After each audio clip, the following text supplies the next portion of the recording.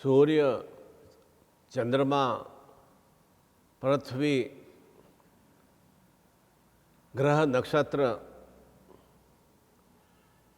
एक निश्चिंत भाव में गुरुत्वाकर्षण शक्ति से जुड़े हुए हैं। वे निरंतर इन्हीं आकर्षण शक्ति के फलस्वरूप ही क्रियाशील रहते हैं। ठीक उसी तरह से सांसारिक मनुष्य भी अपने परिवार, समाज, देश, राष्ट्र, प्रकृति से जुड़ा हुआ रहता है, तब ही वह जीवन में निरंतर क्रियाशील रह पाता है। और इन जुड़ावों के मध्य में यदि वह किसी से भी विभक्त होने की या अलग होने की चिंतन या क्रिया करता है तो वह जीवन में अनेक स्थितियों में उसके बिखराव वाली और टूटन वाली स्थितियों का विस्तार हो जाता है। और जैसा मैंने बताया कि मूलाधार से सहस्त्रार चक्र जो कि हमारे शरीर के भीतर में विद्यमान है, परंतु हमारा उनसे कोई जुड़ाव करने की या क्रियाशील करने की कोई चेतना नहीं है। इसीलिए गुरु निरंतर चेतना प्रदान करता है। और स्पष्ट है कि यदि हम निद्रावस्था में है, सुप्त अवस्था में है, सपने देख रहे हैं, तो हमें बहुत ही आनंद की प्राप्ति होती है।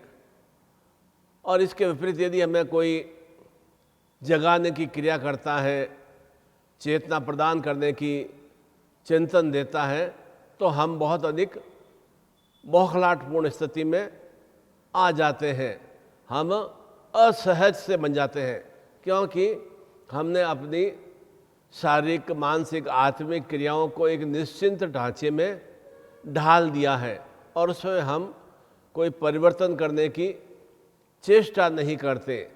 और गुरु आपको परिवर्तन करने की चेतना प्रदान करता है तो आपको बहुत ही असहज सा लगती है, बहुत ही ऐसा लगता है कि मैं बहुत ही विषम स्थितियों में यह मैं कार्य कर नहीं पाऊंगा। इसी कारण से जीवन में बदलाव वाली स्थितियाँ, जीवन में श्रेष्ठता वाली स्थितियाँ, जीवन में परिवर्तन वाली स्थितियाँ नहीं आ पाती हैं। और नहीं आने के पीछे भी पूरा चिंतन भाव स्वयं का ही होता है। और गुरु की क्रिया तो निरंतर एक चैतन्यता प्रदान करने की, जागृति स्थिति प्रदान करने की ही रहती है। और इसीलिए ये महापर्व विशेष रूप से हम कुंडली जागरण के लिए, सप्तचक्र कुंडली जागरण की क्रिया के लिए 31 दिसंबर की मध्य रात्रि 0001 से और 1 जनवरी 2022 की मध्य रात्रि 23:59 तक के मध्य में यह मूलाधार से सहस्त्रार चक्र की, सप्त चक्रों के जागरण की, चेतना की, शक्तिपात की दीक्षा पूजा, साधना, मंत्र जाप, ध्यान, योग की सुक्रियाओं से संपन्न की जाएगी। और कुंडली जागरण के बारे में हम सभी जानते हैं कि यह हमारे भीतर में नाभि स्थल में कुंडली के रूप में, जिस तरह से सर्प 3-3.5 कुंडली मार के बैठता है, ठीक उसी तरह से हमारे भीतर में भी यह कुंडली पूरे 3-3.5 चक्कर लगाते हुए बैठी अवस्था में रहती है। और यह मूलाधार चक्र में सर्प के समान कुंडली मारकर सोई हुई रहती है। और जिसे विभिन्न हिस्सों पर ध्यान केंद्रित करते हुए और मंत्र के माध्यम से, मंत्र में ही ऐसी एक गुंजरण शक्ति होती है जिससे कि उस सुप्त अवस्था को, उस सुप्त चेतना को जागृत किया जा सकता है। जिस तरह से हम ओम की ध्वनि करते हैं, हरि ओम, तो किस तरह से भीतर में हम सांस लेते हैं और धीरे धीरे हम छोड़ते हैं, तो एक भीतर में सहस्रार चक्र तक एक बहुत ही दिव्यता का और श्रेष्ठता का आभास होता है। जय जयकारा लगाते हैं तो कैसे हमें एक भीतर में एक ऊर्जा और उष्मा से हम युक्त हो जाते हैं। ठीक उसी तरह से इन मंत्रों के उच्चारण से भी हम अपने भीतर में सुप्त अवस्था में जो कुंडलिनी है उसे निश्चिंत रूप से जागृत कर सकते हैं। और इस मूलाधार चक्र के जागरण से भौतिक और आध्यात्मिक सुखों में वृद्धि होती है। और साथ ही साथ यह मूलाधार चक्र आरोग्यता का भी प्रतीक है, स्वस्थता का, अर्थात हम हर रूप में पूर्ण रूप से निरोगमय रहें। और साथ ही साथ वो हमारे अस्तित्व का आधार है, जो मूलाधार है वो हमारे अस्तित्व का आधार है, इसलिए इसे मूल केंद्र माना गया है, एक सेंट्रल पॉइंट माना गया है। और यह निरंतर शरीर के भीतर में कर्म शक्ति, भावनात्मक, मानसिक, आध्यात्मिक शक्ति का विस्तार करती है। और इसका चैतन्य मंत्र है लम लम। इस तरह से आराम से 21-21 बार इन मंत्रों का उच्चारण करेंगे। लम, ऐसे 21 टाइम्स ही आपको बोलना है, एक एक मूलाधार अलग अलग चक्रों के अलग अलग मंत्र के हिसाब से। और साथ ही साथ में आत्मिक शुद्धि और मानसिक जो भी कुविचार होते हैं वे अवश्य ही इस मूलाधार चक्र के माध्यम से समाप्त होते हैं। और धीरे धीरे मूलाधार से सहस्रार चक्र की जब यात्रा हम पूर्णता से संपन्न करते हैं तो वह अहम ब्रह्माष्टमी माला भाव चिंतन स्वतः ही ज्ञात हो जाता है। और इसके बाद स्वाधिष्ठान चक्र में विशेष रूप से जो भी हमारे भीतर में अविश्वास और क्रूरता और कुबुद्धि और अवहेलना, इस तरह के जो भी तामसिक भाव चिंतन है, उग्र भाव चिंतन है, वे इस स्वाधिष्ठान चक्र के माध्यम से समाप्त होते हैं। और इसका मूल मंत्र है वम वम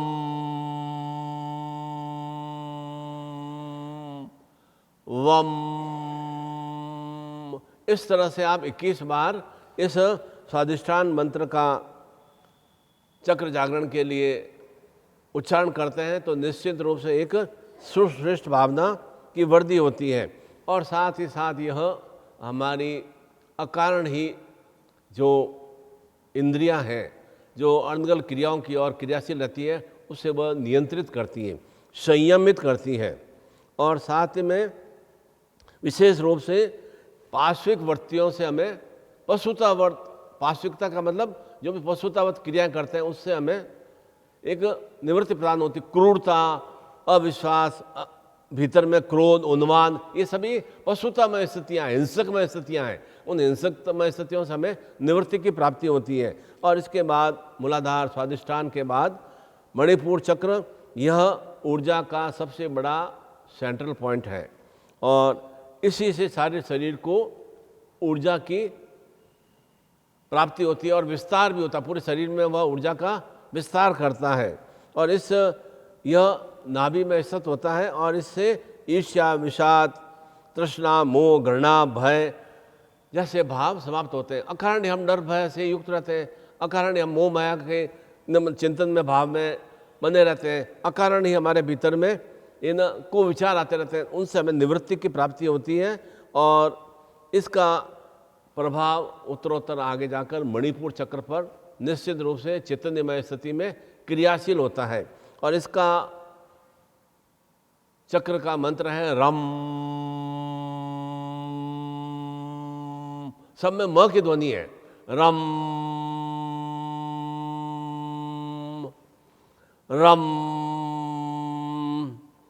और इसका इच्छा शक्ति और महत्वाकांक्षाओं को यह एनर्जी प्रदान करती है, यह उसे परिपूर्ण करती है कि मेरी अमुक अमुक इच्छाएं हैं, उन इच्छाओं को और एक साधनात्मक भाव चिंतन का हमें विस्तार प्रदान करती है। और साथ ही साथ हमारी यह पाचन क्रियाओं को नियंत्रित करती है।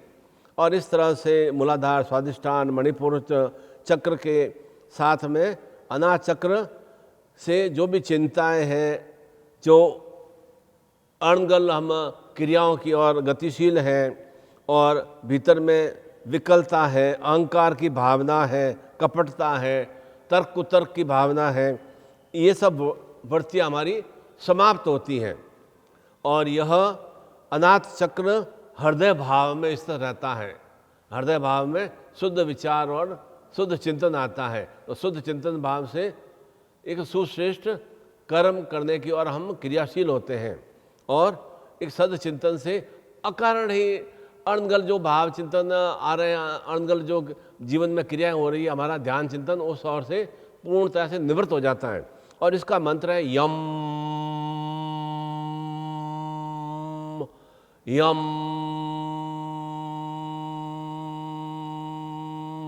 यम। इसके अनाहत चक्र के जागरण से भीतर में जो भी दुख, कष्ट या अवसाद वाली, हीनता वाली जो स्थितियाँ होती हैं वे समाप्त होती हैं। और इसमें योगा प्राणायाम की क्रियाओं में भी एक विशेष श्रेष्ठ ऊर्जाओं से हम युक्त होते हैं। इसलिए कहा जाता है कि जितना हृदय पक्ष हमारा मजबूत होता है उतना ही हमारे जीवन में जीवटता और कर्म शक्ति का विस्तार होता है। इसलिए हृदय भाव को अर्थात हमारे हृदय को, हार्ट को बहुत ही स्ट्रांग बनाना चाहिए। वह उसके माध्यम से पूरे शरीर में सुक्रियाओं का विस्तार होता है, पूरे शरीर में वह क्रियाशील रहता है। और इसी से ही सतोगुण की, पहले जैसे तमोगुण थे, तामसिक हमारे चिंतन भाव थे, वे किस तरह से उत्तरोत्तर इस तरह से निरंतर निरंतर मंत्र जाप के माध्यम से वे तामसिक या असुरवर्ती के भाव चिंतन या विषमता के भाव चिंतन समाप्त होते हैं। और इसमें सत्वगुणों की वृद्धि होती है। और इसके साथ इस जागृत करने से निश्चित रूप से हृदय भाव में कोई तरह का विकार नहीं रहता है। जो भी हम मूल रूप से हमारे शरीर में बीमारियां कहाँ से उत्पन्न होती हैं? हृदय भाव से उत्पन्न होती हैं। हार्ट भाव में जो ही रुधिर का प्रवाह न्यून होता है उसके कारण से उत्तरोत्तर लीवर की समस्याएं, किडनी की समस्याएं, आमाशय की समस्याएं, पाचन शक्ति हमारी कमज़ोर होना, सांस उखड़ना, अनेक तरह के अस्थमा की समस्याएं और ट्यूबरक्लोसिस की, ये सभी हृदय भाव से उत्पन्न होती है। इस चक्र को जागरण करने से निश्चित रूप से हृदय पक्ष बहुत ही मजबूत बनता है।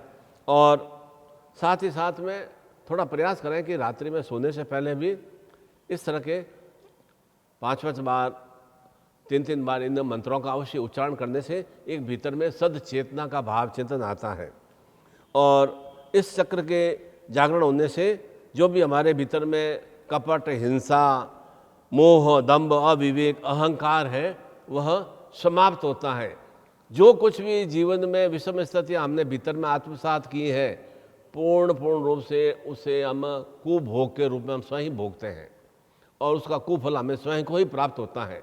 तो जो भी भीतर में ऐसे तामसिक, उग्रतापूर्ण, ऐसे असुरवर्ती के भाव चिंतन है, उनको समाप्त करने के लिए और सात्विकता और श्रेष्ठता को उच्चता से प्राप्त करने के लिए यह कुंडली जागरण के उत्तरोत्तर हम चक्रों को जागृत करते हैं तो निश्चित रूप से जीवन में जागृतमय स्थितियों का विस्तार होता है। और इसके बाद विशुद्ध चक्र, और इस चक्र के जागरण होने से जो भी हमारे सुप्त अवस्था में बीमारियां हैं, जो शरीर को भीतर में धीरे धीरे खोखला कर रही है, वे बीमारियां हमारी समाप्त होती हैं। और साथ ही साथ में जो हमारे उच्चारण में बहुत ही भारीपन आता है, हमारी आवाज़ में मधुरता नहीं आती है, एक हमारे बोली में रस नहीं आता है और स्वयं हम अपने आप को सही ढंग से किसी को एक इम्प्रेस नहीं कर पाते हैं। हमारे वाग देवी शक्ति, सरस्वती शक्ति, वाणी की शक्ति, बोलने की शक्ति, वह जब इस तरह से अवरुद्ध हो जाती है तो वह मान के चलना चाहिए कि हमारा जो विशुद्ध चक्र है, हमारा जो कंठ के जो स्थित चक्र है, वह बिल्कुल ही सुप्त अवस्था में है, मृत अवस्था में। सुप्त अवस्था का मतलब मृत अवस्था में। क्या बताया था मैंने कि कोई हमें जगाता है तो हम कैसे एकदम बहुत ही भयभीत से हो जाते हैं। जगाने की क्रिया कोई नहीं करना जागने की क्रिया कोई नहीं करना चाहता है, और निरंतर बस सुप्त अवस्था में रहने की वह भाव चिंतित रहता है। और ऐसे विशुद्ध चक्र के मंद होने से यह वाणी में ओज नहीं आता है, वाणी में मधुरता नहीं आ पाती है, हम श्रेष्ठ शुद्ध उच्चारण नहीं कर पाते हैं, हमारे भीतर में मधुर भाव चिंतन नहीं आते हैं हमारे भीतर में, और उसके कारण से हमारी ज्ञान बुद्धि में भी न्यूनता आती है। को ज्ञान की ओर, को बुद्धि की ओर हम क्रियाशील होते हैं। तो इस विशुद्ध चक्र के जागरण होने से यह सरस्वती वाग देवी को ज्ञान को बुद्धि का निस्सरण हो जाता है। और साथ ही साथ में जो भी कंठ में जो रोग होते हैं वे रोग समाप्त होते हैं। कंठ में अब तो आजकल तो कंठ में भी कैंसर जैसी भी भयंकर बीमारियां भी उत्पन्न होने लगी है, और थोड़ा सा ही एक कफ वाली स्थितियाँ हो जाती हैं या तो ये खांसी वाली स्थितियाँ हो जाती है, तो किस तरह से कंठ हमारा अवरुद्ध हो जाता है, या टॉन्सिल्स हो जाते हैं तो कैसे हम भोजन को या पानी को निगल भी नहीं सकते हैं। तो ये छोटी छोटी बीमारियों को भी नियंत्रित करता है यह विशेष रूप से विशुद्ध चक्र। और साथ ही साथ में इसके कारण से अल्सर जैसी बीमारियां भी व्याप्त हो जाती हैं, और साथ में इससे निरंतर एक शरीर की क्रियाशीलता में असंतुलन का विस्तार हो जाता है। तो इस तरह से वाणी में मधुरता रहे, उच्चारण में श्रेष्ठता रहे, सरस्वती वाग देवी का हमारे जीवन में निरंतर विस्तार होता रहे, हम गायन क्षेत्र में हम अपनी जो भी हमारे भीतर में अपॉर्चुनिटी है उसको हम सही ढंग से एक विस्तारित रूप दे सकें, तो वह विशुद्ध चक्र के जागरण होने से निश्चित रूप से उसमें जो भी नकारात्मकता के भाव चिंतन है, अविश्वास के भाव चिंतन है, वे अवश्य ही समाप्त होते हैं। और विशुद्धता का सरल शब्दों में ये अर्थ है कि पूर्ण रूप से शुद्ध स्थितियों से युक्त होना। और इसके बाद में यह आज्ञा चक्र जो कि हमारे ललाट पर स्थित रहता है, यह सक्रिय रहने से बौद्धिक ज्ञान की, अर्थात बौद्धिक ज्ञान का तात्पर्य जो सही तरह से बुद्धि को क्रियाशील कर सके, और जब बुद्धि को सही रूप से क्रियाशील करेंगे तो निश्चित रूप से वह बुद्धि हमें सुश्रेष्ठता की ओर अग्रसर कर सकेगी। और साथ में ही इन बुद्धिज्म शक्तियों को, अर्थात उत्तरोत्तर धीरे धीरे हम वह तृतीय नेत्र को एक तरह से हम जागृत कर सकते हैं। वह हमारा एक शिव नेत्र हमारा जागृत हो जाता है और हम हर रूप में शिवम शक्तियों से युक्त हो जाते हैं, अर्थात हमारे जीवन की स्वपूर्ण स्थितियाँ स्वतः ही धीरे धीरे समाप्त होना की और क्रियाशील हो जाती है। और मृत्युमय स्थितियाँ, स्वपूर्ण स्थितियों का मतलब निरंतर हम मृत्युमय स्थितियों से युक्त हो रहे हैं, वे मृत्युमय स्थितियाँ समाप्त हो जाती है और हमारा एक थर्ड आई, तृतीय साइंस हमारा एक जागृत हो जाता है। यह आज्ञा चक्र के जागरण से ही वह क्रियाशील होता है। और साथ ही साथ में जो भी आँखों की समस्या है या दूरदृष्टि नहीं है या आँखों में कई तरह के रोग हैं, चाहे वह मोतिया का रोग हो या काला पानी का रोग हो या ये दृष्टि का भिन्नता का भाव चिंतन हो और या अंधता का भाव चिंतन हो, तो वह सब इस आज्ञा चक्र के जागरण होने से वे आँखों की समस्याएं, और आँख से ही हमारा कान जुड़ा हुआ है, वह श्रवण शक्ति भी, हमारी सुनने की शक्ति भी मजबूत होती है, और उस आँख और कान से ही हमारा नाक भी जुड़ा हुआ है जो कि एक शुद्ध वायु को ग्रहण करता है, अशुद्ध वायु का परित्याग करता है। तो हम सही तरह से उसके माध्यम से हमारा हृदय भाव पूर्ण रूप से क्रियाशील रहता है। तो उसके यह भ्रुकुटी के मध्य में स्थित आज्ञा चक्र के चैतन्य होने से निश्चित रूप से आँखों के विकार समाप्त होते हैं, कानों के जो सुनने की शक्ति वह समाप्त हो जाती है, और जो भी हम नासिका के माध्यम, आँख के माध्यम से जो भी हम ग्रहण करते हैं शुद्ध वायु को और अशुद्ध वायु का हम निस्तारण कर सकते हैं, तो हमारे फेफड़े हर समय मजबूत और पूर्ण चैतन्यमय बने रहते हैं। और साथ ही साथ में इस आज्ञा चक्र के जागरण से हम अपार शक्तियों से युक्त हो जाते हैं। शिवत्व शक्तियों से, और साथ ही में इसके माध्यम से हम पूर्ण रूप से एक निर्णय कर पाते हैं कि हमें किस क्षेत्र में हमें लाभ वाली स्थितियाँ आ रही है, किस क्षेत्र में हमें हानि वाली स्थितियाँ आ रही है, और किस तरह से हमें उन लाभमय स्थितियों में विस्तार करना है। वह हमें एक शिव का ज्ञान प्राप्त हो जाता है। और इसके बाद सहस्त्रार चक्र, जो कि जहाँ पर चोटी हम लगाते हैं या जहाँ पर बाल पूरे एक तरह से जुड़े हुए रहते हैं, वह सहस्त्रार चक्र है। वह अहम ब्रह्माष्टमी वाला भाव चिंतन है। और इस सहस्त्रार चक्र में केवल और केवल गुरु मंत्र का ही उच्चारण करना है। जिस तरह से आज्ञा चक्र में ओम का उच्चारण करते हैं, ओम ओम, या हरिओम भी बोल सकते हैं। हरि को तो एक बार में बोल दिया, ओम को हमने कितना लंबा लय में उच्चारण किया। जितना हम लंबी लय में कोई भी मंत्र को उच्चारण करते हैं, उतना ही भीतर में एक शुद्धता का, सुचिता का विस्तार होता है। और इस सहस्त्रार चक्र में वह गुरु मंत्र ओम परमता नारायण गुरुभ्यो नमः, ओम परमता नारायण गुरुभ्यो नमः, ओम परमता नारायण गुरुभ्यो नमः, बिना सांस को निकाले हुए एक बार सांस को अंदर भर लिया, और जितना टाइम तक 7 बार 8 बार 10 बार जितना टाइम तक आप कर सकें उतना कम से कम करना। 21 बार है, परंतु बीच में अगर सांस लेना भी पड़ जाए तो 5-6 मंत्र के बाद में भी सांस ले सकते हैं। ओम परमता नारायण गुरुभ्यो नमः, ओम परमता नारायण गुरुभ्यो नमः, ओम परमता नारायण गुरुभ्यो नमः, ओम परमता नारायण गुरुभ्यो नमः, ओम परमता नारायण गुरुभ्यो नमः, ओम परमता नारायण गुरुभ्यो नमः। इस तरह से आपका एकदम अपने इष्ट की और अपने कुल देवता की और गुरु की और सदगुरु की और ध्यान चिंतन रह के इस तरह से आप 21 बार इन मंत्रों का उच्चारण करेंगे, तो उन मंत्रों के साथ ही और विशेष रूप से पूजा साधना और विशेष क्रियाओं के साथ ही वह सप्त चक्र कुंडली जागरण की शक्तिपात की दीक्षा भी आपको प्राप्त होगी। इसलिए कहा जाता है कि नूतन वर्ष के प्रथम दिवस में ही यदि आप जागृत अवस्था में रहेंगे, जागृत का मतलब कि मुझे इस 2022 में अमुक अमुक सुस्थितियों से युक्त होना है, और उसके लिए वो निरंतर मुझे इन सुक्रियाओं को आत्मसात करना है, और मेरा जो गुरुत्वाकर्षण का भाव चिंतन है वह मेरे सदगुरु से बना रहे, मेरे इष्ट से बना रहे, जिसके कारण से मैं जीवन की इन विकलताओं को, जीवन की न्यूनताओं से मैं निवृत्ति से युक्त हो सकूं, मैं निवृत्ति प्राप्त कर सकूं, और जो भी सुचेतना है उन्हें मैं पूर्णता से आत्मसात कर सकूं।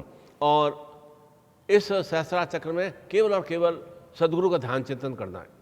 क्यों कहा जाता है कि गुरुर ब्रह्मा गुरुर विष्णु गुरुर्देवो महेश्वरा।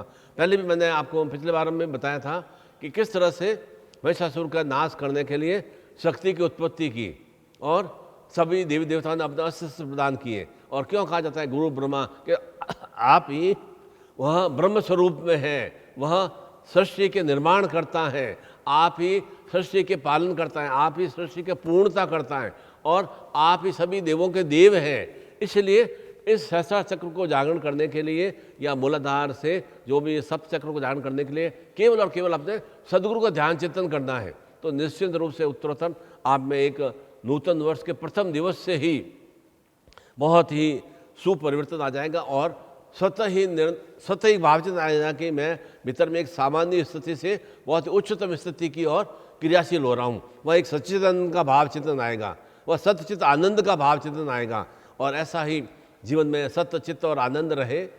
और ऐसी ही इस नूतन वर्ष में आपके सुक्रियाओं का विस्तार हो सके, उसी के लिए आप परिवार के सभी सदस्य अलग अलग फ़ोटो भेजकर और उन्हीं के नाम से आप उच्चारण करते हुए, मैं तो अपनी क्रियाएं आपको प्रदान करूंगा ही, पर तो आप स्वयं थोड़ा मेरे से जुड़े हुए रहेंगे, अपने सदगुरु से एक आकर्षण का भाव रहेगा, तो निश्चित रूप से मैं आपको कोटि कोटि गुना वह आकर्षण का भाव प्रदान करूंगा। तो निश्चित रूप से आपके जो भी सुप्त अवस्था में ये सप्त चक्र हैं, वे निश्चित रूप से जागृत स्थिति में आएंगे, और यह आप खुद अनुभव भी करेंगे और जीवन में क्रियान्वित भी होगा कि यह नूतन वर्ष 2022 आपके लिए किस तरह से सुश्रेष्ठताओं से युक्त होता जा रहा है।